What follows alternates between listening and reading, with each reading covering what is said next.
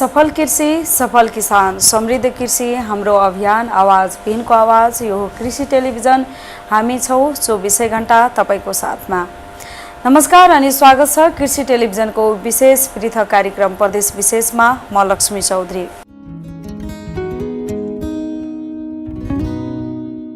साँच्चै दर्शक महानुभावहरु यति बेला संसारै कोरोनाको कहरमा रुमिलिरहेको अवस्था छ, जसले गर्दा हाम्रो नेपाल पनि अछुतो रहेको छैन। र यति बेला भन्ने हो भने समग्र क्षेत्रलाई उद्योग व्यवसाय कृषि क्षेत्र हरेक क्षेत्र धाराशाही भइरहेको अवस्था छ, हरेक क्षेत्र धाराशाही बनिरहेको अवस्था छ, जसले गर्दा समग्र सक्रिय प्रणाली नै एकदमै संकट परिरहेको महसुस पनि यति बेला हामीले गरिरहेका छौं। अब यी बेला यति बेला हाम्रो तीनै तहको सरकार, संघीय सरकार, प्रदेश सरकार, स्थानीय सरकार यो कोरोना कहरको बीचमा चिर्दै विकास निर्माणका कार्यहरू कसरी अगाडि बढ्दै हुनुहुन्छ, जसले गर्दा यति बेला वैदेशिक रोजगारबाट फर्किने युवाहरू पनि लाखौंको संख्यामा फर्किसकेका छन् भने लाखौं संख्यामा हाम्रो युवाहरू आफ्नो स्वदेश फर्किने बाध्यता रहेको छ। र जसले गर्दा आफ्नो स्वदेश फर्किएर पनि कुनै विकल्प नदेख्दाखेरि यति बेला युवाहरू निरुत्साहित भएर, जसले गर्दा हामीले कतिपय समाचारहरू पनि सुन्न पाएका छौं आत्महत्याको केसहरू, जुन यो लामो समयको बन्दाबन्दी लकडाउनको समयमा। र वैदेशिक रोजगारबाट फर्किने युवाहरू हाम्रो छिमेकी मुलुक भारतबाट पनि कतिपय युवाहरू हजारौंको संख्यामा फर्किरहेको छ, जुन नजिकैको नाकामा रहेका जिल्लाहरूमा जुन कुनै स्थानीय सरकार, प्रदेश सरकार, संघीय सरकार यसलाई अवसरको रूपमा नलिदिँदा उहाँहरूको समस्या सम्बोधन समयमै नबुझ्दाखेरि यो कोरोनाको कहरमै फेरि अरु नै देश फेरि पनि यो फर्किन बाध्यता रहेको छ। भोकले भन्दा रोगले मर्ने बरु तयार रहेको छ। यसकारणले गर्दा हेरौं यति बेला तीनै तहको सरकार कसरी अगाडि बढ्दै हुनुहुन्छ। र यसकारणले गर्दा यति बेला हामी रहेका छौं स्थानीय सरकार कटहरी गाउँपालिकाको अध्यक्ष रामकुमार कामतजीसँग। सर्वप्रथम उहाँलाई स्वागत गर्न चाहन्छु। अध्यक्षज्यू स्वागत छ यहाँले कार्यक्रम प्रदेश विशेषमा। धन्यवाद। अध्यक्षज्यू सर्वप्रथम यहाँसँग म जिज्ञासा राख्न चाहे, लगभग यहाँले यो कटहरी गाउँपालिका कार्यकाल सम्हालेको लगभग 3 वर्ष पूरा पनि लगभग भइसक्यो हुँदैछ। अब यो 3 वर्षको कार्यकाल यो कटहरी गाउँपालिकाको हिजोको अवस्था शिक्षा, स्वास्थ्य, कृषि क्षेत्र, उद्योग व्यवसायमा कस्तो थियो र यहाँले कार्यकाल सम्हालेदेखि चुनौतीहरू चिर्दै यहाँले विकास निर्माणका कार्यहरू के गर्नुभयो, यसको विषयमा जानकारी गराउन अनुरोध गर्दछु यहाँलाई। धन्यवाद लक्ष्मी चौधरीज्यू। यो कटहरी गाउँपालिकामा सबभन्दा पहिले हामीले कृषि अनि उद्योग नम्बर 1 मा हामीले कृषिलाई नै रोजेका छौं। कृषि, उद्योग अनि पूर्वाधार विकासको काम हामीले गरेका छौं, जसमा तपाईलाई कृषिमा हामीले विभिन्न किसिमको प्याकेजका कार्यक्रमहरू गरेका छौं। जस्तो किसानहरूलाई गाउँपालिकाबाटै तपाईलाई बिउ बिजनको कुराहरू गाउँपालिकाबाट निर्णय गरेर धानको बिउहरू वितरण गर्यौं। त्यसैगरी हामीले गहुँका बिउ वितरण गर्यौं, मकैका बिउहरू वितरण गर्यौं किसानहरूलाई। र तपाईलाई यसपालि मात्रै 50% अनुदानमा पनि फेरि सुरुदेखि नै वितरण गर्दै आइरहेका छौं। र यसपालि तपाईलाई गाउँपालिकाबाटै 50% अनुदानमा फेरि पनि हामीले धानका बिउ किसानहरूलाई उपलब्ध गराएका छौं। र तपाईलाई प्रधानमन्त्री कृषि आधुनिकीकरणबाट पनि यहाँ कटहरीमा ब्लकहरू छ, पकेट क्षेत्र पनि घोषणा भएको रहेछ। त्यहाँ तपाईलाई केही सामग्रीहरू किसानहरूलाई आएको रहेछ, जस्तो तपाईलाई पानी तान्ने पम्प, अनि त्यो दबाई छर्ने मेसिन, अनि मोटरहरू, यी सब सामानहरू पनि किसानले पाएको अवस्था छ। र हामीले कटहरी गाउँपालिकाबाट यसपालि चाहिँ फेरि तपाईलाई कृषिमा चाहिँ त्यो बोर्डिङ गर्ने, जहाँ सिँचाइको व्यवस्था छैन त्यहाँनेरि किसानहरूलाई सिँचाइको व्यवस्थाको लागि हामीले रकम छुट्याएका छौं। त्यो 61 लाख रुपैयाँ रहेको छ। त्यसरी पशुमा पनि हामीले पैसाहरू रकमहरू छुट्याएको अवस्था छ किसानहरूको लागि। अनि पूर्वाधारको अब त्यो के अरे किसानहरूकै लागि तपाईँलाई जस्तो बाख्रा पालन तालिम भयो, बङ्गुर पालन तालिम, यो सबमा पनि हामीले लगानी गरेका छौँ गडरी गाउँपालिकाको तर्फबाट।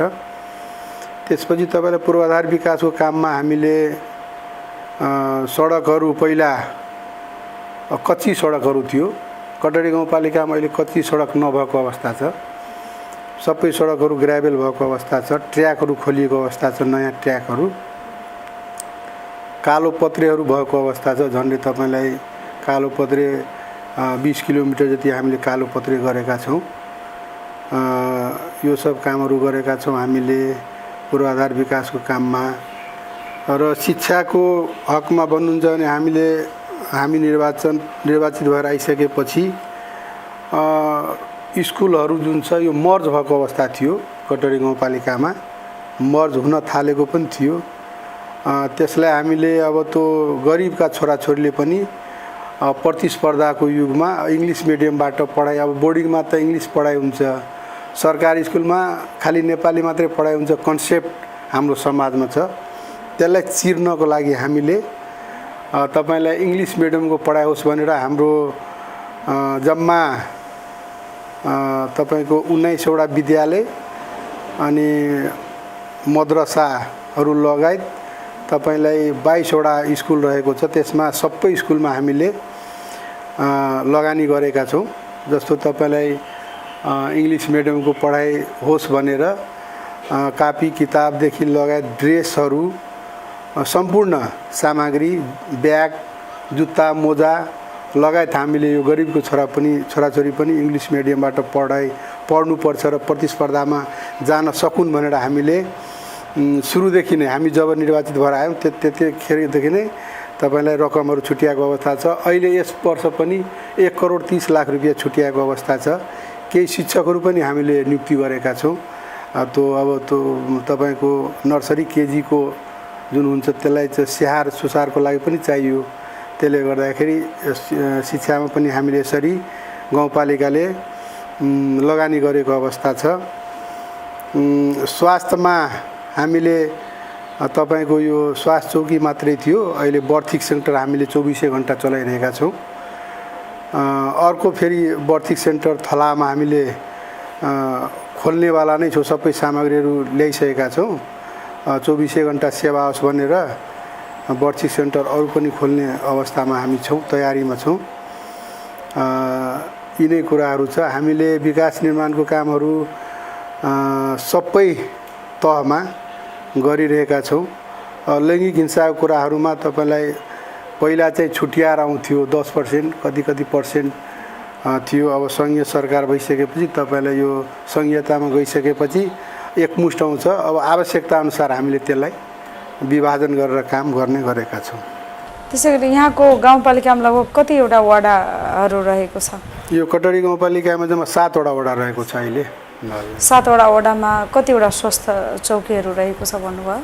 अहिले तपाईँको सबै वडामा स्वास्थ्य चौकी छ, हाम्रो सबैमा छ। तर त्यो हाम्रो चाहिँ भवन चाहिँ कुनै वडामा नभएको अवस्था छ, अरूमा सबैमा छ हाम्रो। तर त्यो स्वास्थ्य सेवा चाहिँ हामीले 7वटा वार्डमा दिइरहेका छौँ।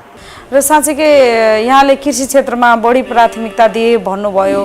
लगभग यहाँ कठरी गाउँपालिकामा व्यावसायिक रूपले व्यवसायीकरण गर्ने खेती किसानीहरू लगभग कति प्रतिशत रहेको छ दर्ता गरेर? कतिको लगभग यो गाउँपालिकामा दर्ता गरेर व्यावसायिक रूपले अगाडि बढ्नु भएको छ किसानहरू?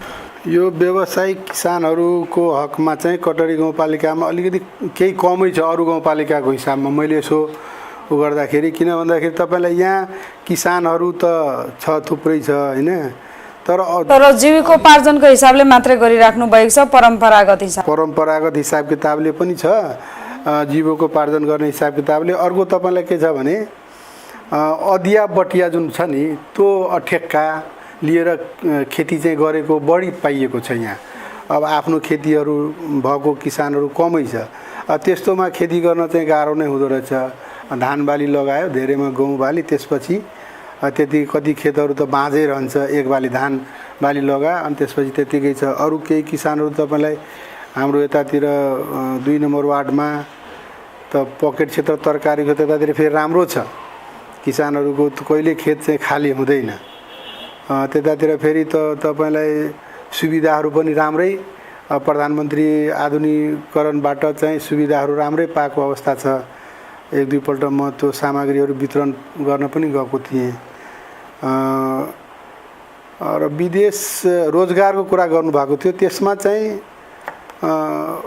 त्यसमा पनि अलिकति हाम्रो गाउँपालिका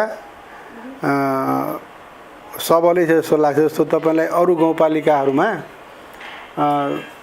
अत्याधिक मात्रामा कोरोनाको चाप हुँदाखेरि इन्डियाबाट मान्छेहरू आउने का क्रम भयो, तर हाम्रोमा चाहिँ त्यो कम भएको अवस्था छ। किनभने यहाँ हामी यो मोरङमा टङ्की पछाडिको दोस्रो औद्योगिक क्षेत्र भनेको कटडी पनि पर्छ, त्यसले पनि धेरै कभर चाहिँ गरेको छ हाम्रो कटडी गाउँपालिकालाई। यो उद्योगले पनि धेरै कभर गरेको अवस्था छ। भनेपछि अरू गाउँपालिका नगरपालिका भन्दा यो औद्योगिक क्षेत्र बढी भएको कारणले गर्दा आफ्नै गाउँपालिकामा रोजगारहरू पाइरहेको छ, रोजगारीको अवसरहरू चाहिँ पाएको अवस्था चाहिँ छ। किनभने तपाईँलाई त्यो कोरोनाको कहर हुँदाखेरि जुन हिसाब किताबमा हाम्रो मोरङ जिल्लाकै गाउँपालिका नगरपालिकामा इन्डियाबाट मान्छेहरू जुन आउन थाल्यो, त्यो क्रम हाम्रो गाउँपालिका एकदम कम देखिएको छ, रेसियो दर एकदम कम देखिएको छ। त्यो पनि उद्योगले गर्दा हो कि जस्तो मलाई चाहिँ लागेको छ। त्यो लगभग कतिवटा उद्योग व्यवसाय होला अध्यक्ष यो कटडी गाउँपालिकामा? तपाईँको कटडीमा मोटामोटी 100 जति हुनुपर्छ, 100 जति उद्योगहरू हुनुपर्छ, जसले गर्दा यहाँको युवाहरू रोजगारीको त्यति खाँचो त्यति दुःख चाहिँ छैन, विदेशिनु पर्ने बाध्यता चाहिँ छैन। दुःख त छ, तर त्यतिको चाहिँ अरू साह्रै चाहिँ छैन। त्यो अब भने जस्तोको काम त उद्योगमा पनि पाउँदैन, तर गरिराख्नु भएको छ, त्यस्तो चाहिँ छ। यहाँ 100 वटा जति जस्तो उद्योग कल कारखाना हुँदाखेरि त श्रमजीवीको चाहिँ निकै खाँचो हुन्छ नि। यहाँ उद्योगहरूमा कहाँको श्रम गर्ने आम नागरिकहरू हुनुहुन्छ? होइन, कटहरी लगायतको तपाईँलाई श्रमजीवीहरू कटहरी लगायतको वरपरको गाउँपालिकाहरू नगरपालिकाहरूबाट पनि आएर गर्नुहुन्छ। जस्तो टेक्निसियनको कुरा गर्नुभयो भने टेक्निसियन त इन्डियाबाट पनि आएर काम गरिरहेको अवस्था छ।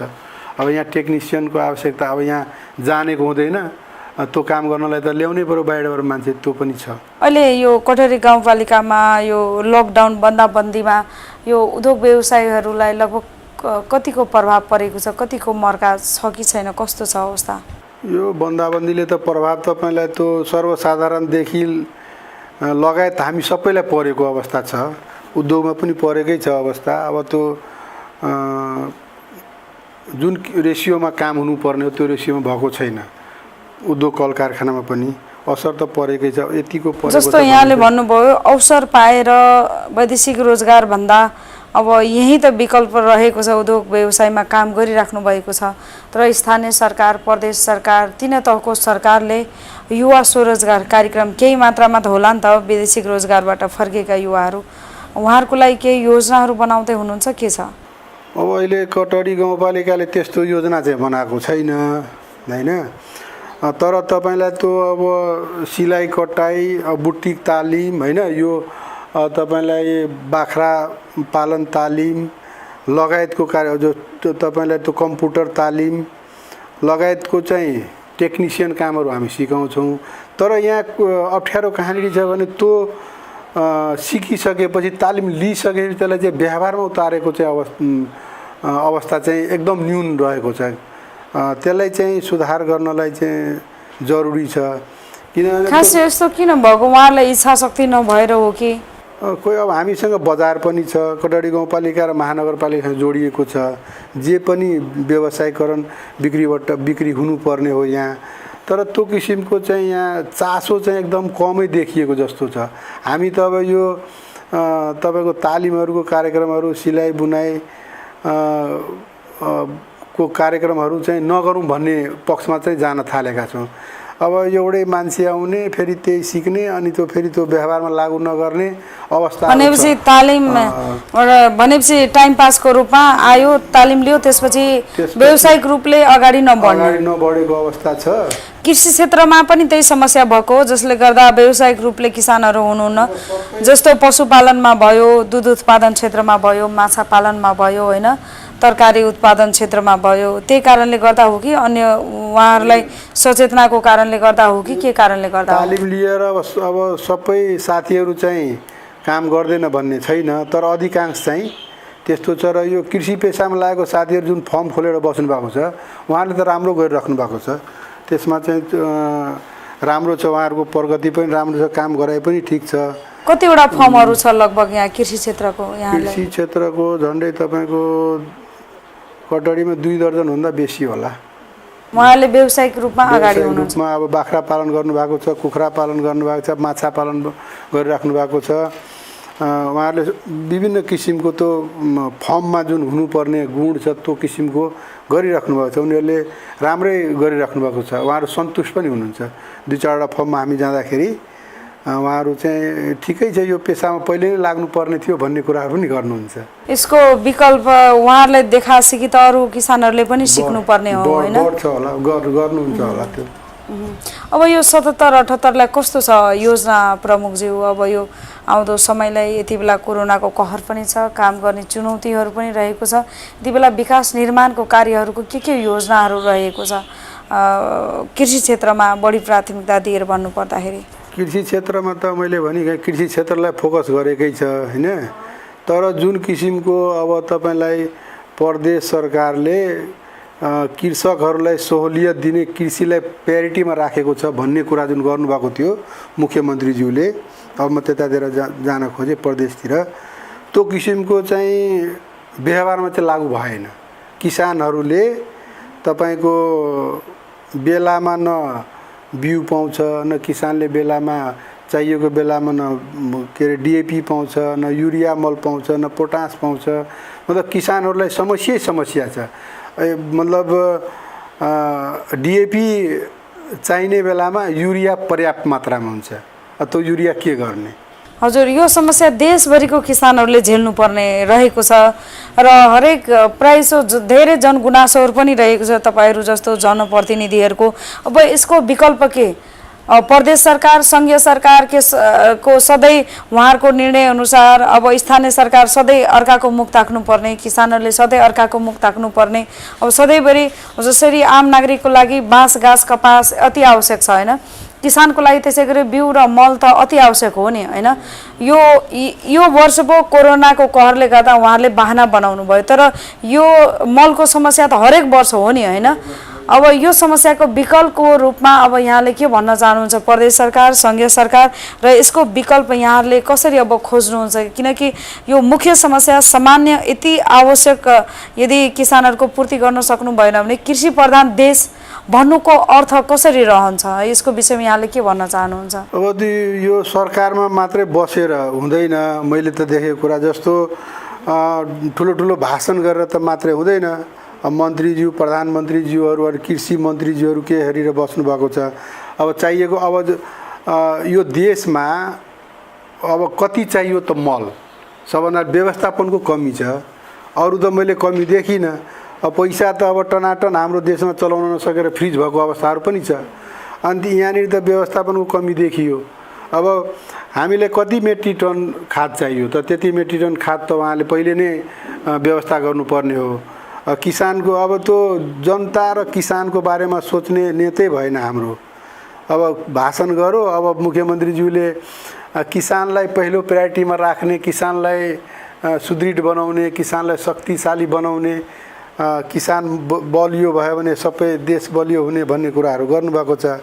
तर त्यो ठ्याक्कै किसानलाई पछाडि पार्ने कुरा चाहिँ देखिएको छ।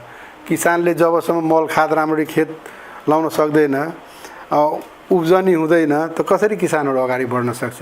त्यसै कारणले मेरो आग्रह छ कि यो प्रदेश सरकारको दायित्व के हो, स्थानीय सरकारको दायित्व के हो, अनि सङ्घ सरकारको दायित्वको आफ्नो दायरामा रहेर काम गर्नुपर्छ।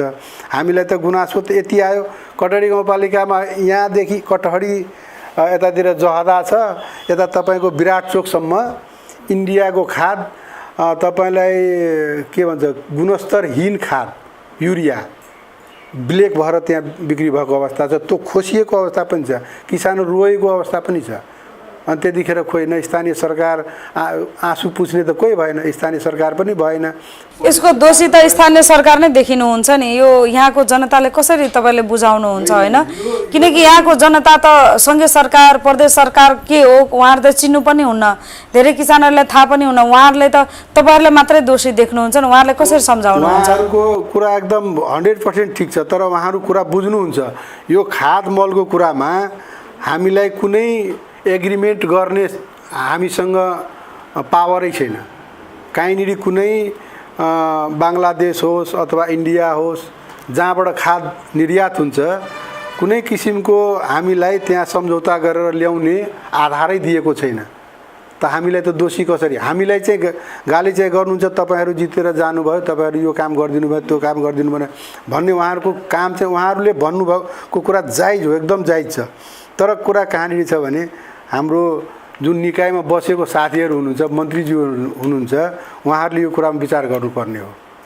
यहाँनिर खाद इन्डियाबाट ल्यायो, गुणस्तरहीन खाद बाटोमा प्रहरीले समात्छ, यो किन ल्याइस् ब्ल्याकको खाद। अनि त्यसपछि त्यो 700 रुपियाँको खाद युरिया मल 1400 रुपियाँदेखि 2000सम्म तिरेर पनि किसानले लगाएको अवस्था छ। किन त यस किसानहरूको समस्या कहाँनिर छ? यसपालि उब्जियो भने उब्जियो, नभए 1 वर्ष पर्खिनुपर्छ। हो, पर्खिनुपर्छ। यसमा त किसान नै मर्ने हो, किसान नै मर्ने हो। त्यसले गर्दाखेरि किसानहरूको समस्या छ। अब यसमा खाद मलको कुरा गर्दाखेरि अध्यक्षज्यू म थोरै कुरा काटेँ यहाँको। जस्तो पहिले हामी परम्परागत ढङ्गले खेती किसानी गर्दाखेरि होइन, जुन प्रकृति र जुन माटो थियो एकदम राम्रो थियो, उर्वर भूमि थियो, र जुन यो रासायनिक मलको कारणले गर्दा होइन माटो पनि एकदम बिग्रिसकेको अवस्था छ, जसले गर्दा जति युरिया डिएपी जति तपाईँको रासायनिक मल हाले पनि, रासायनिक विषादी हाले पनि कतिपय जनप्रतिनिधिहरूको यो पनि कुरा रहेको छ, यो कोरोना भाइरसभन्दा त्योभन्दा खतरनाक छ जुन हामीले रासायनिक मल रासायनिक विषादी हालेर दिन रात हामीले उपभोग गरिरहेको छौँ होइन। यसको सुधारो भकारो कार्यक्रम अब प्राङ्गारिक खेतीतिर लाग्नुपर्छ है। यसको लागि अब हरेक हाम्रो परम्परागत अनुसार हरेकको घर घरमा गाई भैँसी पशुपालन हुन्छ होइन। अब यसको विकल्प हरेक वर्ष किसानहरूले अरूको मुख ताक्नुपर्ने समयमा यहाँले भने जस्तो युरिया खोज्दा डिएपी हुन्छ, डिएपी खोज्दा युरिया हुन्छ। अब धान पाकिसक्दा अहिलेसम्म मल आइपुगेको छ नि, उत्पादन कसरी बढाउने, उत्पादकत्व कसरी बढाउने, जसले गर्दा हरेक वर्ष किसानहरू गरिबीको रेखा मुनि नै बाँच्ने बाध्यता रहेको छ। अब यसलाई प्राङ्गारिक खेतीतिर यहाँले कतिको विचार पुर्याउनु भएको छ? किनकि हिजोको जस्तो हाम्रो पुर्खाहरूले प्राङ्गारिक खेतीमै जसरी थियो, हिजोको हेर्नुहोस् हामीले मह हरेकको घर बारीमा होइन ठुल्ठुलो रुखहरूमा प्राकृतिक तरिकाले हामीले एउटा औषधि जस्तो हामीले उपभोग गर्न पाउँथ्यौँ। आजको दिनमा हेर्नुहुन्छ भने मौरी हामीले देख्न पाउँदैन। हाम्रो नयाँ भावी सन्तानहरूले धान पाक्दाखेरि सुगाहरूको लहरै हुन्थ्यो, धपाउनु पर्ने बाध्य। आजको दिनमा सुगा छैन। पानी पहिलो वर्षामै पर्ने बित्तिकै माटोमा गङ्गटो माछा आफै पर्ने बित्तिकै माथि आउँथ्यो होइन। अहिलेको समयमा गडौले मल भनेर उत्पादन गर्नुहुन्छ, त्यतिखेर खेतमा यतिकै पर्याप्त रूपमा गडौला हुन्थ्यो, जसले गर्दा माटोको उर्वर भूमि पनि थियो। यसको विषयमा यहाँले कतिको विचार पुर्याउनु भएको छ विकल्पको रूपमा? यसलाई तपाईँले एकदम राम्रो कुरा गर्नुभयो लक्ष्मीजी। यो जुन छ नि, अब सबै छोडेर पहिला हामी यतितिर लाग्नुपर्छ। हाम्रो दिनचर्या छ नि, हामी दैनिक उपभोग्य वस्तु जुन छ हामी जहिले पनि पोइजन खाइरहेको अवस्था छ, तपाईँले भने जस्तै। अब यसलाई चाहिँ सुधार गर्नलाई अब तपाईँलाई यो अब सिलाइ कटाइ तालिम होइन, अब चाहिँ हाम्रो किसानहरूलाई अथवा पकेट क्षेत्रको तरकारी खेती गर्ने साथीहरूलाई हामीले अब यो शिक्षा दिनुपर्छ कि अर्ग्यानिक खेती गर्नतिर हामीले उहाँहरूलाई प्रोत्साहन गर्नुपर्छ। त्यसको लागि हामीले कटाडी गाउँपालिकाबाट हुन्छ अथवा आफ्नो आफ्नो गाउँपालिका नगरपालिकाबाट उहाँहरूलाई प्रशिक्षणका साथ केही सहुलियतका सामग्री पनि हामीले दिनुपर्ने हुन्छ अर्ग्यानिक खेतीतिर प्रोत्साहन गर्नलाई। त्यो चाहिँ हामीले गर्न अति आवश्यक छ, किनभने आज तपाईँको प्राय सुगर प्रेसर नभएको मान्छे हामी भेट्दैनौँ। यो कारण के हो त? अब तपाईँलाई अहिले नै यसपालि धानमा किरा लाग्यो। म पनि किसानैको छोरा हो। अब त्यहाँ धानमा किरा लाग्यो, अब हामीले त हालेनौँ, तर हाम्रो छरछिमेका साथीहरूले फोरेडै मल हाल्यो। त्यो भनेको फोरेड भनेको त दुलाभित्र रहेको गङ्गेटा अनि त्यो सर्प गणौला सबै चिज मार्दो रहेछ। अनि त्यो पराल पनि गाईले नखाएको अवस्था छ। त्यो धान हामीले भित्राइसकेपछि त्यो पराल जुन हुन्छ त्यो पराल पनि गाईबस्तुले मजाले खाँदैन। त्यस्तो भनेपछि त्यो चामलमा पनि धेरै प्रभाव छ नि, त्यो खाँदा चाहिँ के हुन्छ? त्यो खाँदा हामीले त प्रत्यक्ष रूपमा त स्लो पोइजन त खाइरहेका छौँ नि। त्यसले गर्दा पनि हामी चाहिँ हाम्रो समाज चाहिँ बिमारीको चाप त्यत्तिकै बढेको छ। हामी चाहिँ हामीलाई डायबिटिज प्रेसरको सबै अब दिनरात गोली खानुपर्ने अवस्था छ। त्यसलाई चाहिँ गर्नलाई अब हामी नेपाली अलिकति हामीमा पनि कमजोरी छ।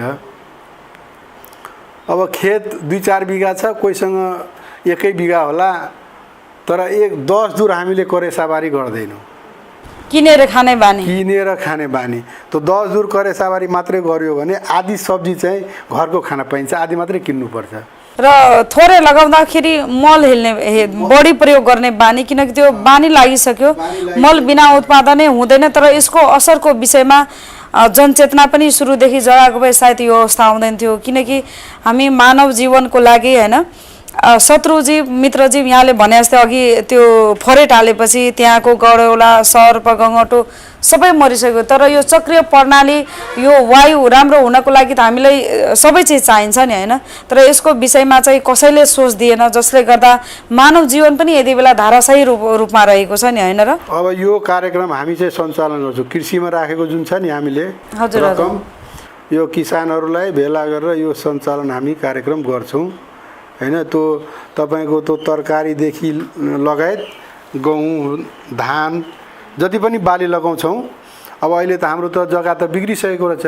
अब यसलाई बिस्तारै सुधार हुन्छ। यसमा अब रसायन मल पनि थोरै हाल्नुपर्छ, यताबाट अर्ग्यानिक मल पनि हाल्नुपर्छ।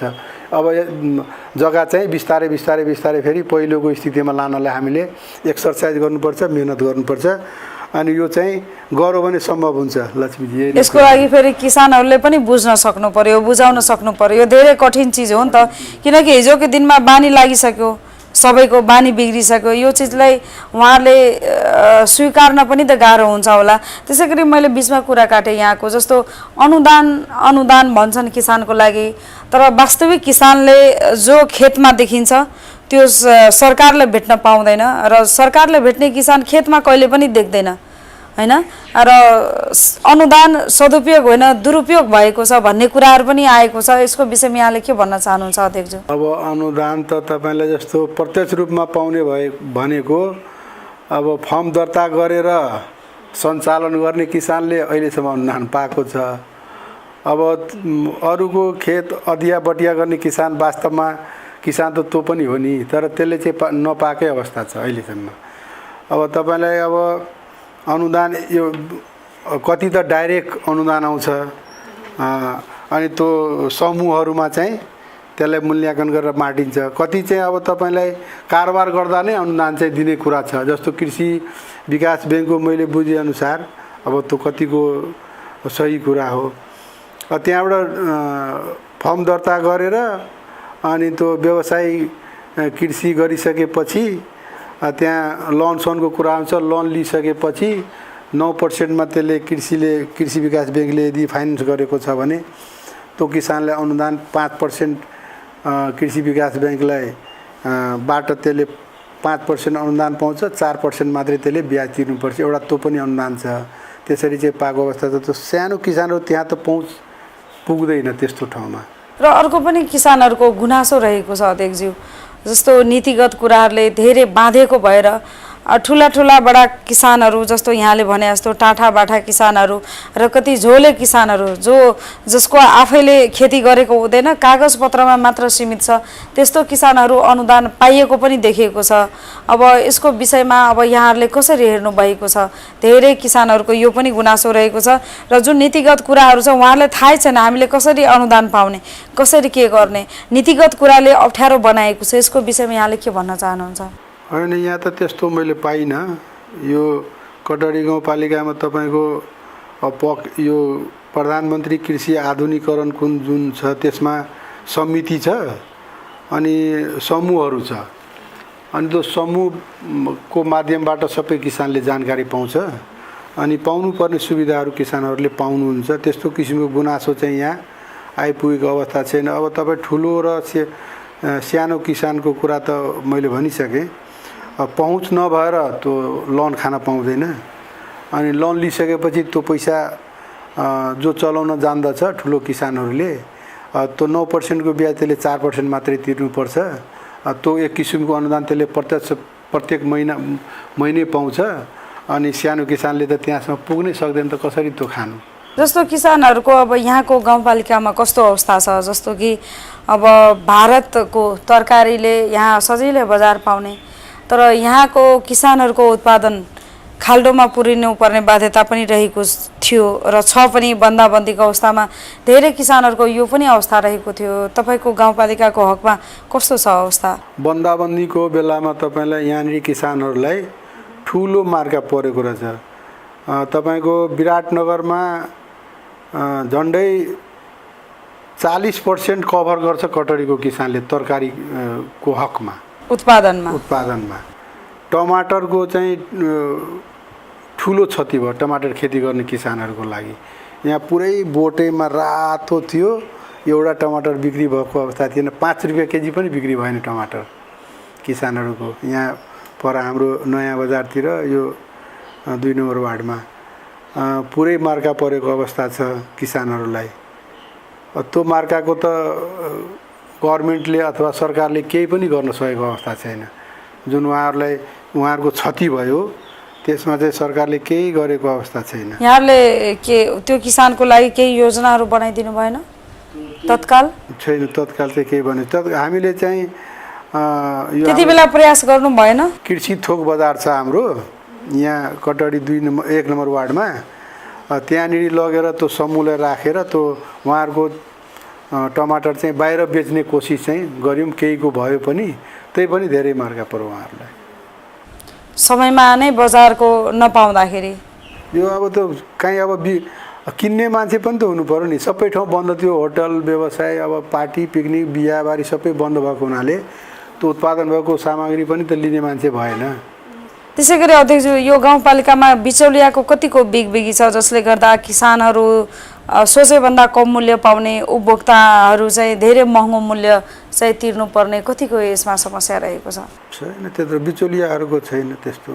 र अध्यक्ष, यो बन्द बाहेक अरू समयमा बजारको समस्या छ कि छैन यो गाउँपालिकाको किसानहरूलाई? बन्द बाहेकको बेलामा त किसानलाई समस्या छैन।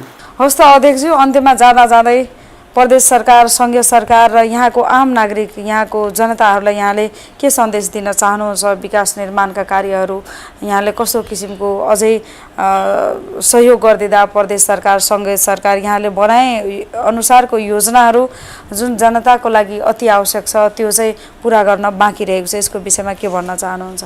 अब सङ्घ सरकारलाई अब के भने, अब सबभन्दा पहिले त यो कृषि प्रधान देश हो। किसानहरूले बेलैमा खाद मल बिउ बिजन पाओस् त्यसको व्यवस्था गरिदिनु पर्यो सङ्घ सरकारले। र विकास निर्माणका हामीले गर्न नसकेको विकासको कामहरू जस्तो कटडी गाउँपालिकामा सिङ्गिया नदी, लोन्द्रा नदी, जुडी नदी 3टा नदी छ। यो नदीहरूलाई चाहिँ व्यवस्थापन गरिदिनु पर्यो। जस्तो आज यहाँबाट बग्छ, भोलि अर्को ठाउँबाट बग्छ, यसलाई चाहिँ जहाँबाट बग्छ त्यहीँबाट निरन्तरता बग्ने हिसाब किताबको क्रेटिङको व्यवस्था गरिदिनु पर्यो सङ्घ र प्रदेश सरकार दुईटै मिलेर। अरू बाँकी बात रहेको विकासहरूको काम त स्थानीय सरकारले बाटोघाटोको अनि कृषकहरूको समस्याहरू लगायतको कामहरू त स्थानीय सरकारले गरिहाल्छ, यही भन्न चाहन्छु। र कटडी गाउँपालिकाको सम्पूर्ण किसान दाजुभाइ लगायत सम्पूर्ण यहाँ सुनिराख्नु भएको साथीहरूलाई, देखिराख्नु भएको टेलिभिजनमा साथीहरूलाई तपाईहरुले कुरा सुनिदिनु भयो र तपाईहरुको पनि केही सुझाव र सल्लाह आयो भने तपाईहरुसँग रहने बाचा गर्दै मेरो शब्द अन्त गर्छु। धन्यवाद, नमस्कार। हजुर दर्शक महानुभावहरु, लामो छलफल गर्यो कटहरी गाउँपालिकाको अध्यक्षज्यूसँग रामकुमार कामतजीसँग। त्यसै गरी केही कुराहरू केही छलफलहरू गर्न चाहन्छौँ। हिजो विगतमा गरेका विकास निर्माणका कार्यहरू र त्यसै गरी भविष्यमा कार्य योजनाहरू विकास निर्माणका कतिको रहेको छ उहाँसँग केही छर्लङ्ग पार्न चाहन्छु। उहाँ हुनुहुन्छ हाम्रो माझमा कटरी गाउँपालिकाको उपाध्यक्षज्यू हुनुहुन्छ हाम्रो माझमा मन्जिता कुमारी सरदारजी हुनुहुन्छ। उहाँलाई स्वागत गर्न चाहन्छु। उपाध्यक्षज्यू स्वागत छ यहाँले कार्यक्रम प्रदेश विशेषमा। धन्यवाद। लगभग साँच्चै अध्यक्षज्यूसँग धेरै लामो कुराकानी गर्यो, धेरै कुराहरू उहाँले जानकारी गराइसक्नु भएको छ र पनि यहाँको दृष्टिकोणबाट यहाँको नजरबाट जुन यहाँको जनताको लागि अति आवश्यक होला, जुन अझै विकास निर्माणका कार्यहरू बाँकी रहेको छ होला, शिक्षा स्वास्थ्य क्षेत्रमा जुन यहाँले पहल गर्दै हुनुहुन्छ होला र अझै प्रदेश सरकार र सङ्घीय सरकारको सहयोगको अति आवश्यक छ होला, यसको विषयमा केही प्रश्न पारिदिन अनुरोध गर्दछु। धन्यवाद। सबभन्दा पहिला यो कटहरी गाउँपालिका तपाईँको बढी मधेसी दलित भएको यो क्षेत्र हो र बढी चाहिँ तपाईँहरूको यो कृषिमा आधारित छ यो क्षेत्र। केही यता तपाईँको यो पुरानो जुन कटहरी छ केही तपाईँको उद्योग धन्दा भएको हुनाले यताको तपाईँ उद्योग धन्दामा बढी आश्रित छन् र के अरे हामीले निर्वाचित भएर आएदेखि सबभन्दा सुरुमा हामीले स्वास्थ्यतिर हेऱ्यौँ। हामीले स्वास्थ्यको एकदम गुणस्तर कमजोर रहेको देख्यौँ र त्यहाँ हामीले के गर्यौँ भन्दाखेरि यसलाई गुणस्तर कसरी बनाउन सकिन्छ त्यतातिर हाम्रो ध्यान गयो र यो तपाईँको बढी हामी अनुगमन स्कुलहरूलाई अनुगमन गर्दै जाँदाखेरि बढी त्यो के अरे हाम्रो सामुदायिक स्कुलहरूमा छाताहरू बढी देख्यौँ र केटीहरू किशोरीहरू बढी देख्यौँ र किशोरहरूको त्यति चाहिँ हामीले देखेनौँ। के हुँदो रहेछ भन्दा केटाहरूलाई छोराहरूलाई चाहिँ बोर्डिङ स्कुलमा पढाउने र छोरीहरूलाई चाहिँ सरकारी स्कुलमा पढाउने त्यस्तो देखियो र त्यसपछि हामीले एउटा नीति लियौँ। छोरीहरूले पनि त्यो गरिबको र धनीहरूले सबैले त्यो बोर्डिङ स्कुलमा छोराछोरी उयो गरेर पढाउँथ्यो र गरिबहरूले पनि के गर्थ्यो भन्दाखेरि छोरालाई बोर्डिङ स्कुलमा पढाउने र छोरीहरूलाई सरकारी स्कुलमा पढाउने।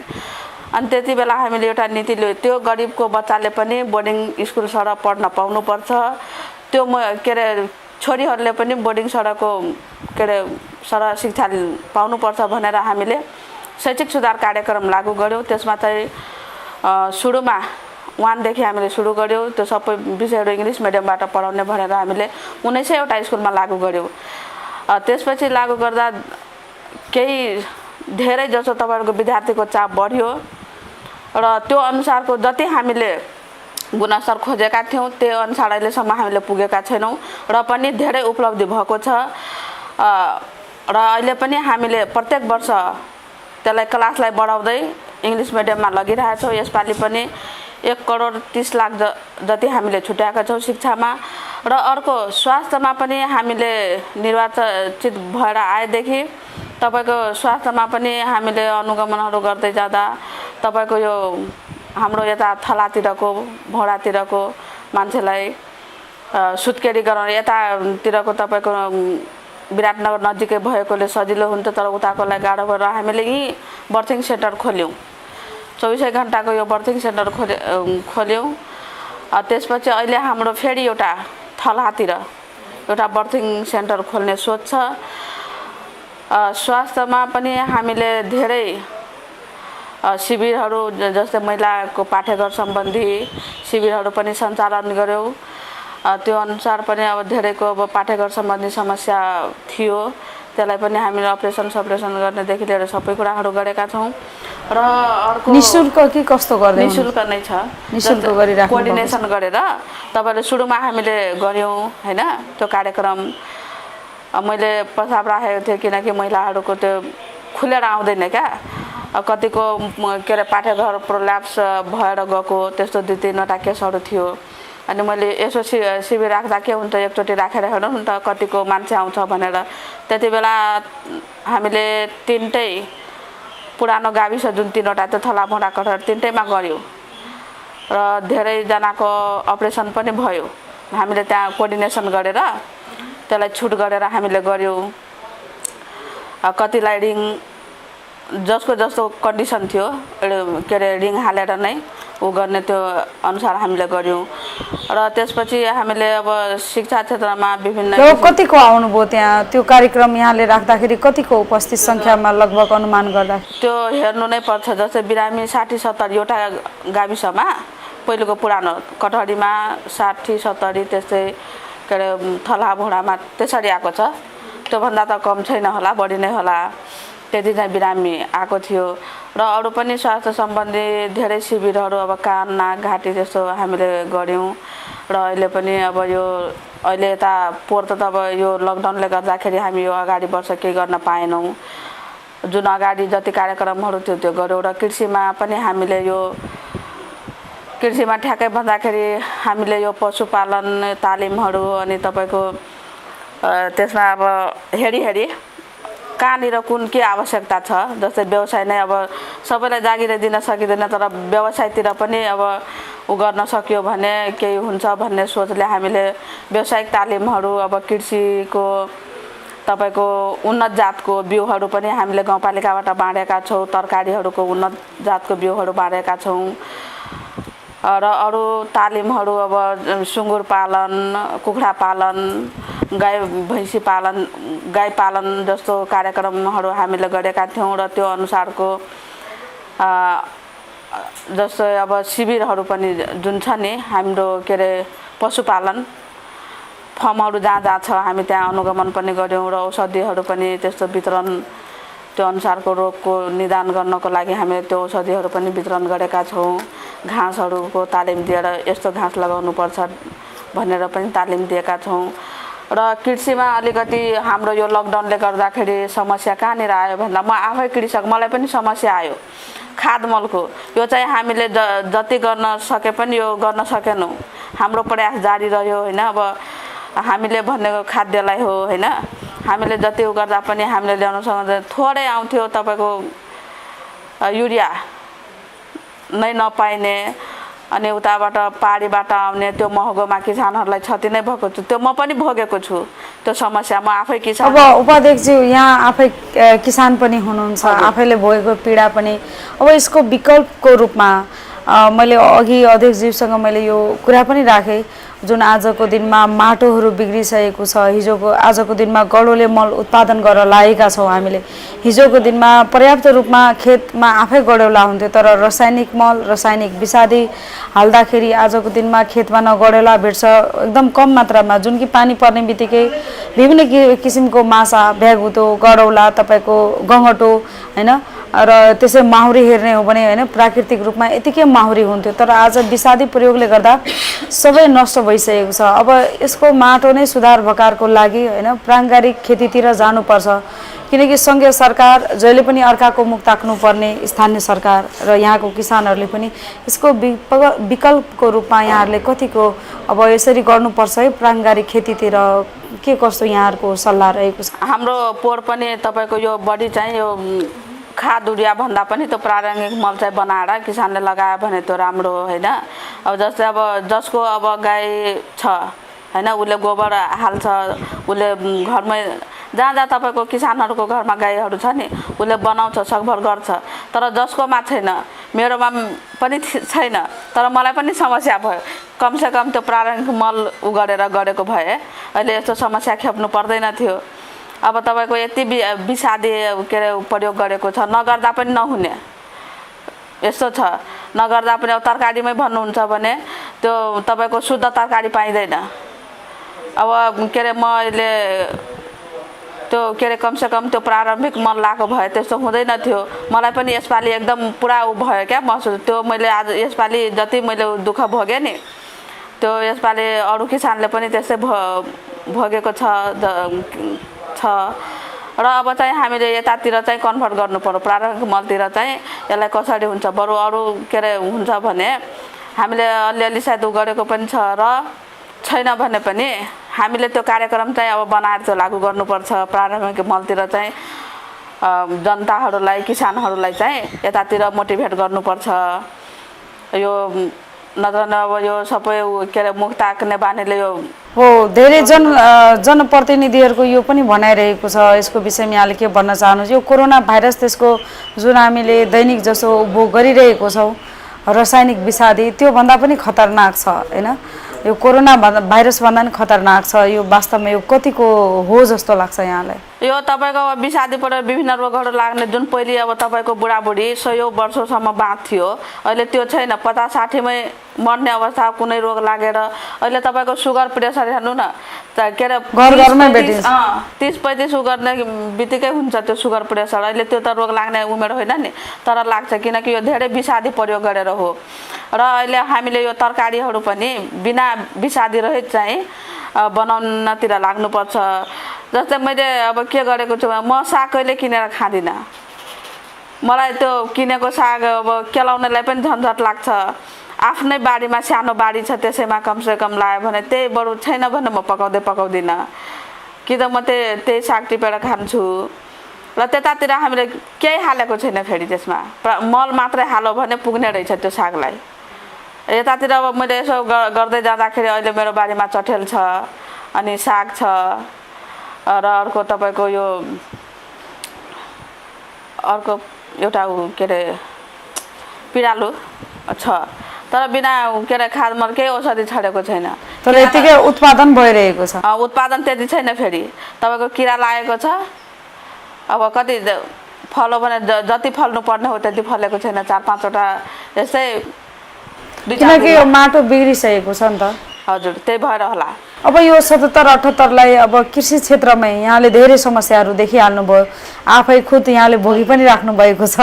अब हाम्रो कृषि प्रधान देश पनि हो र हाम्रो कृषि क्षेत्रको आर्थिक उन्नति हुनु नै समृद्ध नेपाल, सुखी नेपाली हुने हो होइन। यसको लागि अब 77-78को बजेट विनियोजन होइन, कस्तो योजनाहरू छ? यसपालि अब माटो परीक्षण पनि पोहोर पनि राखेको थियो, त्यो गर्न सकेनौँ। यसपालि पनि अब माटो परीक्षण गरेर त्यसमा के हाल्नु पर्ने रहेछ त्यो हालेर अब चाहिँ अगाडि बढ्नुपर्छ। अब खाद मलको अब प्राणिक मलतिर पनि हाम्रो ध्यान जानेछ। र लक्षित वर्ग अब महिलातिर आउनु पर्यो। यो लक्षित वर्ग जुन महिला, दलित, अपाङ्ग, के अरे पिछडा जनजाति जुन छ, हामीले त्यो पहिले जुन गाविस हुँदाखेरि अब 10%, 15% बजेट छुट्याइन्छ, त्यसरी चाहिँ हामीले छुट्याएका छैनौँ। उहाँहरूको माग अनुसार एकमुष्ट हामीले राखेका छौँ र त्यसलाई माग अनुसार कस्तो खालको तालिम चाहिएको छ। जस्तै हामीले पोहोर परार आगामी दिनमा चाहिँ बुटिक तालिम माग आएको थियो, बुटिक तालिम गऱ्यौँ, सिलाइ कटाइ गऱ्यौँ, एडभान्स सिलाइ कटाइ पनि गऱ्यौँ, र आय आर्जनका गुडिया तालिमहरू त्यस्तो पनि हामीले गऱ्यौँ। र यो गर्दै जाँदाखेरि त्यति उपलब्धि पनि मैले देखिनँ। जस्तै अब तपाईँको कार्यक्रम त भयो, त्यो कार्यक्रम धेरैजनाले त्यो उपलब्धिमूलक चाहिँ भएन, किनकि कमसेकम हामीले जुन तालिम दियौँ कम्तीमा पनि त्यहाँबाट 10 जना चाहिँ निस्किनु पर्थ्यो, त्यो भइरहेको छैन। 2-4 जना अब निस्किएको छ, ननिस्किएको होइन, सिप सिकेर उसले व्यवसाय गर्दैछ। तर हामीले जुन 25-30 जनाको तालिम दियौँ नि, त्योमा कम्तीमा पनि 10 जना निस्किँदाखेरि म उपलब्धि मान्थेँ। तर यो उपलब्धि त्यति देखिएन। र अब यसलाई कसरी गर्न सकिन्छ यतातिर म अहिले लागेको छु। भनेपछि इच्छा शक्ति त्यति देखिएन, नियमित तपाईँको मेहनत गर्नलाई, व्यावसायिक रूपले अगाडि बढ्नलाई। अब जस्तै अब तपाईँले तालिम मात्रै दियौँ होइन, त्यसलाई हामीले सामानहरू उपलब्ध गराउन सकेनौँ। किनकि सामान उपलब्ध गराउन नसक्दा त्यो महिलाहरूसँग केही नभएर अनि जसको थियो आर्थिक अलिकति उहाँहरूले गर्नुभयो, जसलाई घरबाट सपोर्ट भयो उहाँहरूले चाहिँ गर्न सक्नुभयो, र जसको केही थिएन यसलाई हामीले गर्न सकेनौँ। अब कम्तीमा पनि 10 जनालाई केही हामीले अब जस्तै सिलाइ कटाइकै नै गऱ्यौँ भने उसलाई कमसेकम मेसिनसम्म पनि उपलब्ध गराइदिएको सायद केही गर्थ्यो कि केही गर्थ्यो हो। म यहाँले महसुस गरेँ, हजुर मैले महसुस गरेको केही गर्थ्यो कि भन्ने जस्तो लागेको छ। र अब फेरि सबैलाई दिन पनि सकिँदैन, र यसलाई अब सङ्घ प्रदेशसँग नै समन्वय गरेर जस्तै अब अरू कार्यक्रमहरू गर्छौँ नि हामी तिनै तह मिलेर, जस्तै यति बजेटीय के अरे सङ्घले, यति प्रदेशले, यति स्थानीय तहले गरेर यति यो कार्यक्रम गर्ने र यो हस्तान्तरणसहित सामान हस्तान्तरणसहित गरेर यस्तो गऱ्यो भने चाहिँ उपलब्धि होला भनेर यहाँहरूले सोच बनाउनु भएको छ। मैले सोच बनाएको छ। अब कतिसम्म गर्न सकिन्छ सकभर प्रयास गर्ने हो। र अपाङ्गको लागि यसपालि बालबालिकाको लागि हाम्रो कार्यक्रममै छ। यो बालबालिकाको हामीले सबभन्दा बढी बालबालिकाकै होला हामीले पैसा छुट्याएको र यसलाई बालबालिकालाई सकभर कसरी हामीले सही अहिले तपाईँको यो के छ भन्दाखेरि नि बाल विवाहहरू धेरै हुने क्या। पहिले बाउआमाले गर्थ्यो, सानै उमेरमा बिहा गरिदिन्थ्यो। अहिले केटाकेटी आफै भागेर बिहे गर्ने चलन छ बढी। अब तपाईँले हामीले के अरे भन्दै गयौँ के अरे बाल बिहा गर्नु हुँदैन, आमा बाउ त सचेत भयो, तर छोराछोरीहरूलाई आफै चाहिँ कतिवटा साँच्चीकै उपाध्यक्ष यो विकृति किन बढेको जस्तो लाग्छ? प्रविधिको विकाससँगै धेरै मोबाइल एप्स, युट्युब, नेटको कारणले गर्दा हो कि के को कारणले गर्दा सङ्गत के जस्तो लाग्छ यहाँले? थोरै मैले यहाँसँग यो अब मलाई मोबाइलकै यो नेटकै उसले गर्दाखेरि लाग्छ, किनकि तपाईँ केटाकेटी मोबाइलमा कन्ट्याक्ट गर्ने अनि तपाईँ युट्युबहरू यस्तो अब तपाईँको युट्युबमा पनि कस्तो नराम्रो राम्रो पिक्चरहरू दिएको हुन्छ, त्यो चाहिँ हुनु हुँदैन थियो। त्यही केटाकेटीले हेऱ्यो अनि गफ गऱ्यो यताउता गऱ्यो भने फेरि अब गार्जन पनि अब साथी जस्तो भइदिँदैन जस्तो मलाई लाग्यो क्या। अब कमसेकम छोराछोरी ठुलो भइसकेपछि साथी जस्तो व्यवहार गर्नुपर्छ, साथी बनिदिनुपर्छ, उसको समस्याहरू बुझी पनि दिनुपर्छ भन्ने जस्तो मलाई लाग्छ। त्यता पनि सायद अभिभावक जोहरूले गर्न नसक्छ। अहिले स्कुलको प्रोग्रामहरूमा हामीले अभिभावक भेला गर्दा पनि यी कुराहरू गरिरहेका छौँ। हामीले प्रत्येक वर्ष एउटा स्कुलमा अभिभावक भेला राख्नुहोस् हामी भन्छौँ र त्यहाँ जान्छौँ र यी कुराहरू हामी भन्छौँ। त्यति गर्दा पनि अहिलेसम्म उपलब्धि चाहिँ पाएका छैनौँ। अब केटाकेटीहरू सानैमा अब भाग्ने यो गर्ने त्यो गर्ने र छुटाउँदा पनि नछुटिने त्यस्तो समस्याहरू यो न्यायिक समितिमा पनि आएको छ। अब के अरे उमेर नपुगिकन बिहे गर्नु हुँदैन हामी भन्छौँ, केटाकेटी मान्दिँदैन, म के अरे हाम फालिहाल्छु, बिज खाइहाल्छु। अब यो समस्याहरू छ हाम्रो समाजमा र यसलाई पनि अब हामीले मिलाउनु पर्ने हुन्छ। कतिपय कानुनी कुराहरूलाई पनि हामीले गर्नुपर्ने हुन्छ र हामीले अब जतिसम्म के अरे केटालाई केटाको बाउआमालाई, केटीलाई केटीको बाउआमालाई अहिलेसम्म गर्दै आएका छौँ र उहाँहरूको गर्नलाई हालसालै एउटा केस भएको थियो, तपाईँको बाँच्नै नसक्ने 20सम्म गरेर 3-4 पल्ट छोडाउँदा पनि कि त म बिस खाइदिन्छु भन्ने। अनि यो समस्याहरू अब कि त अब हामीले के भन्यो भन्दाखेरि ठिकै छ, अब केटाकेटीलाई पनि के अरे दिनुपर्छ होइन, उसले आफ्नो अनुसारको जातपात पनि हेर्नु हुँदैन, गर्न पाउँछ, तर उमेर पुगेको छैन, तिमी 2 वर्ष पर्ख। अनि हामीलाई त विश्वासै छैन बा गरिदिँदैन कि भन्ने कुराहरू गरेपछि ठिकै छ, उहाँको बाउआमालाई अब केटाकेटी यस्तो छ भने एउटा टिको टालोसम्म गरिदिउँ होइन, तर बिहे चाहिँ गर्नु हुँदैन, तिमी आफ्नो घरमा बस्छौ ऊ आफ्नो घरमा बस्छ केटा, तर टिको टालोसम्म गरिदियो भने केटाकेटीलाई त भरोसा हुन्छ नि भन्ने कुराहरू गरेर त्यसरी पनि मिलाएका छौँ।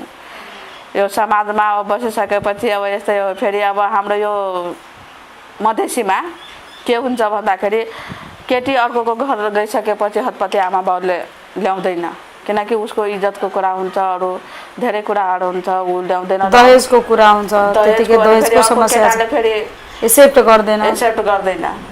त्यही भएर पनि समस्या छ। त्यही भएर हामीले अब त्यस्तो सामाजिक ऊ पनि हेरेर त्यसरी चाहिँ गर्नुपर्छ। सामाजिक आन्तरिक जे चेतनाको कमीले गर्दा धेरै निकै समस्या, जटिल समस्या रहेको छ सानै उमेरमा बिहे गर्ने। त्यही भएर यसपालि मैले अब भर्खरै तपाईँको छात्राहरूसँग उपाध्यक्ष भनेर एउटा कार्यक्रम हामीले राखेको छ। सकभर त्यही सम्झाउन सक्यो, उहाँहरूसँगै बसेर कुरा गर्न सक्यो भने चाहिँ राम्रो हुन्छ भनेर यसपालिदेखि मैले छात्राहरूसँग उपाध्यक्ष भन्ने एउटा कार्यक्रम राखेको छ भर्खरै। त्यो अब लागू हुने गरी होइन। अब अहिले स्कुलहरू पनि बन्द छ, अब कहिलेसम्म बन्द होला होइन, यसपालि गर्ने सोच छ। त्यसरी चाहिँ अब आमा बाउले अब गर्न नसके म पनि एउटा यो कठहरी गाउँपालिकाको आमा बाउ जस्तै बनेर उहाँहरूसँग कमसेकम उहाँहरूको समस्या बुझेर चाहिँ कति केही गर्न सक्छु कि समाधान कसरी हुन्छ भन्ने योजना रहेको छ। जस्तै अब कतिपय अब छात्राहरू अब शिक्षकहरूसँगै अब त्यस्तो हिंसामा परेको जस्तो देखियो, अनि त्यो गर्दाखेरि कमसेकम उहाँहरूसँगै गएर गोप्य एउटा कोठामा छात्राहरूसँगै बसेर शिक्षकले गर्ने व्यवहार कस्तो छ, साथीहरूले गर्ने केटा साथीहरू पनि हुन्छ उसले गर्ने व्यवहार कस्तो छ, घरमा गर्ने व्यवहार कस्तो छ, उहाँहरूको मनको कुरा जान्न सक्यौँ, के समाधानहरू गर्न सकिन्छ भनेर यो कार्यक्रम राखेको छ। हजुर, हस् त, धेरै धेरै धन्यवाद। यहाँसँग केही छुट्टै किसिमको कुराकानी पनि भयो, आन्तरिक जुन जटिल समस्या रहेको छ भन्नुभयो। अन्त्यमा जाँदा जाँदै के भन्न चाहनुहुन्छ? तिनै तहको सरकार, हुन त स्थानीय सरकार यहाँहरू आफै हुनुहुन्छ, त्यसपछि यहाँको आम नागरिक, आम जनतालाई के सन्देश दिन चाहनुहुन्छ जाँदा जाँदै? म के अरे जनतालाई के भन्न चाहन्छु भन्दाखेरि यो अलिकति म न्यायिक समितिलाई पनि जोड्न चाहन्छु। जुन यो न्यायिक समितिलाई जुन अधिकार दिएको छ एउटा निरूपण गर्ने र एउटा के अरे मिलापत्र गराउने, र यसमा हामीले यो अदालतै हो भनेर म जनतालाई भन्न चाहन्छु। र यो यसमा प्रक्रिया चाहिँ गर्नुपर्छ। जस्तै अब अहिलेसम्म तपाईँको 15 दिने म्याद गर्दा अहिले प्रतिउत्तर नआइरहेको यो समस्या, प्रतिउत्तर नआइरहेको कमसेकम उहाँहरूले बुझ्नुपर्छ। र यो प्रतिउत्तर लेख्न नजाने पनि बरु हामी लेखाइदिन्छौँ, यति गर्दिन म आग्रह गर्छु। र अर्को कुरा के भन्न चाहन्छु भन्दा हामी यो सिपमूलक कार्यक्रमहरू जुन गर्छौँ त्यसमा पनि निर्भर भइदिन म जुन निर्भरतापूर्वक र केही छ भने समस्या हामीसँग गर्न चाहिँ आग्रह गर्दै र यो दसैँ तिहार छठ पर्वको हार्दिक मङ्गलमय शुभकामना व्यक्त गर्दै सम्पूर्ण कठहरीवासीलाई व्यक्त गर्न चाहन्छु। यहाँको उत्तर प्रगति होस् भन्ने कामना गर्न चाहन्छु। हजुर, हस्त दर्शक महानुभावहरू, आज कार्यक्रम प्रदेश विशेषको समय लगभग समाप्त भइसकेको छ र साँच्चीकै यति बेला कोरोनाको कहरले गर्दा हरेक क्षेत्रलाई नै प्रभाव पारिरहेको अवस्था छ। र पनि यहाँहरूले आफ्नै गाउँपालिकामा हुनुहुन्छ अथवा देश विदेशमा हुनुहुन्छ, यो कृषि टेलिभिजन हेर्दै हुनुहुन्छ भने यहाँहरूले आफ्नै गाउँठाउँमा विकास निर्माणका योजनाहरू रहेको छ, जसले गर्दा तपाईँहरूले आफ्नै स्वदेशमै केही कृषि क्षेत्रमा फड्को मार्न चाहनुहुन्छ भने आउँ, हातेमालो गरौँ, स्थानीय सरकारसँग मिलेर यहाँहरूले राम्रो योजना ल्याउनु भयो भने पक्कै यहाँहरूको सम्बोधन हुनेछ। यति भन्दै आजको कार्यक्रमबाट म लक्ष्मी चौधरी बिदा हुन चाहन्छु। हस्त, जय कृषि, जय किसान, समृद्ध कृषि, हाम्रो अभियान हेर्दै गर्नुहोला कृषि टेलिभिजन।